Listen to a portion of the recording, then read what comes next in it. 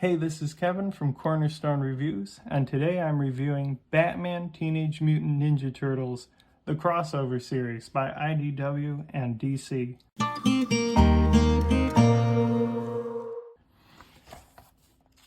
You'll notice quite quickly that the art in these is sensational.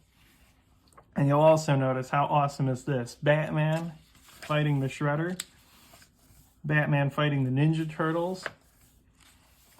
There is a lot to love here.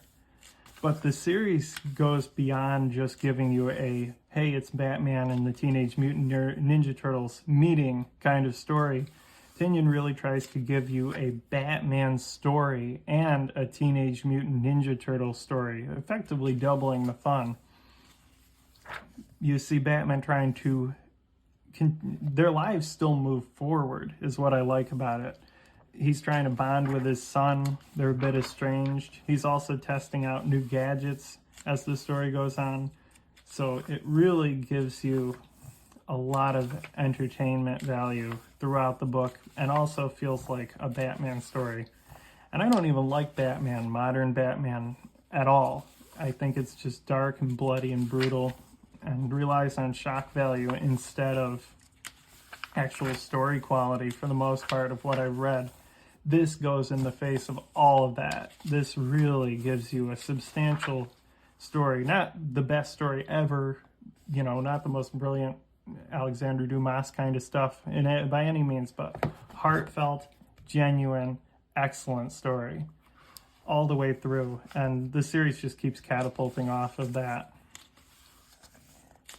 So in the first story, Batman is in Gotham, and then the Ninja Turtles show up, and there's a whole mutagen twist to the Gotham villains.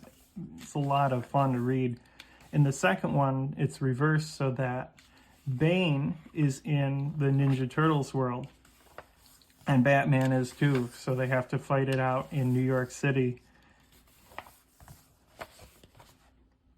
Like I said, very creative art. Now the third book is where they kick it into double gear. I don't know how they could have hid how awesome this was going to be, but I was not expecting it. I was taken totally by surprise, because in this one, the worlds are merged. So you have a Batman-ized version of the Ninja Turtles, and you have a Ninja Turtle-ized version of Batman. So there's a samurai Harley Quinn. There's a sensational samurai Batman. And yes, a samurai Joker, complete with katana and so many knives. And here are the Ninja Turtles as Robin. So the art style just, every time you think you've seen it all, it just gets more clever and more innovative. And what is that? That is a guest art piece by Kevin Eastman, the co-creator of the Ninja Turtles. So he actually is contributing throughout the book as well. There's a big page of his artwork. And there's 40s Batman. So this one is packed with fun art. Every time you turn the page, there's something new to see, and it's all extremely high quality. But it's also packed with heart. Like, you have this mentor relationship between Batman and Master Splinter that you don't get to see Batman have with a fellow fighter. And it brings about a lot of closure for him that the character so deserves and has been denied for so long. He's able to get some peace and some encouragement, which is a rare thing in a Batman story. So highly recommend, if you're at all interested in Batman, this is an awesome story. He gets some closure about the creation of Joker. He also gets some closure about the death of his Robin.